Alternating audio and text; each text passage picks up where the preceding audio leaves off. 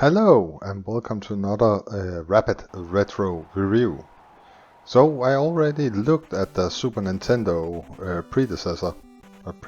sequel. So why not look at the original Punch-Out for the 8-bit NES? I would like to say that it's one of my favorite games, but honestly I weren't that old when it came out, and I think it was a little bit too difficult for my tiny brain to actually understand.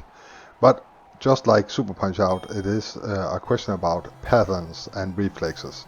So you will fail miserably several times against your opponents before you figure out the key. Now you have Google, but back then, when before the internet, that time existed, it was just kind of guessing and trying, which was fun but tedious. So you got a lot of hours for your money.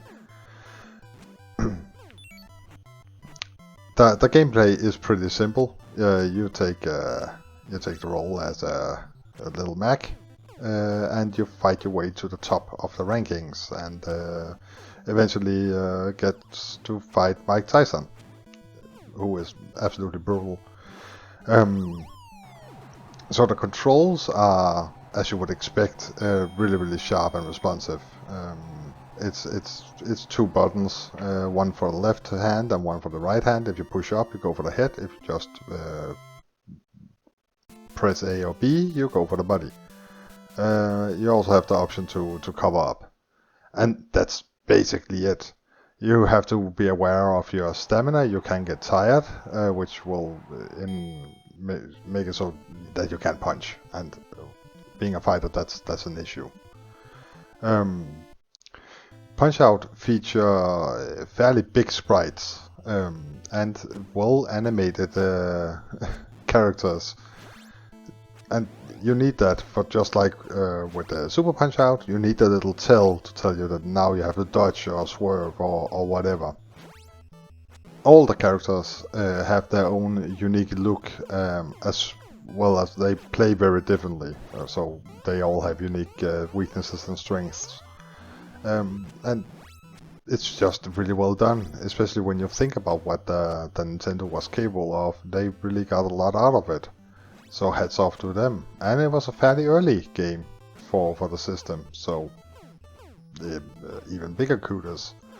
The sound is what you would expect. There's a lot of pling plong, but the soundtrack is cool. It gets you pumped up.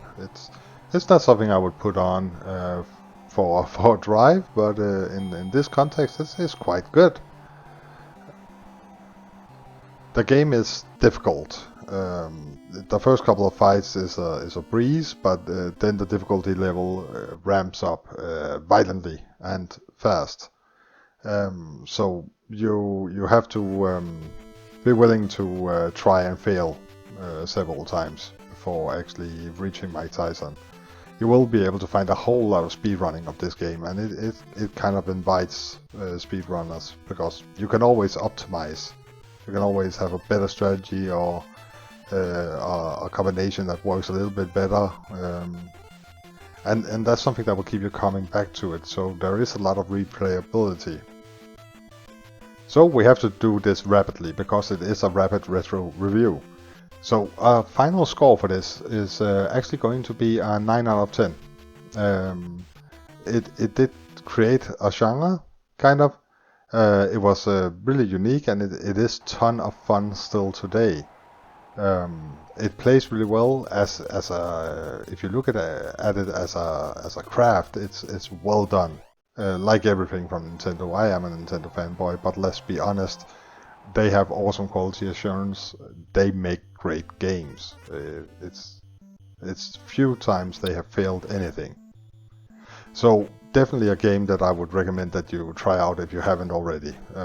You've probably been sleeping under a rock for several years if you haven't, but try it out. It's also not one of the most expensive games you can get, so there's an argument there. Anywho, I hope you enjoyed this really quick review, or rant, call it what you want. And please do leave a like and subscribe if you like my content. If you don't like it, please hit the dislike button, it also helps.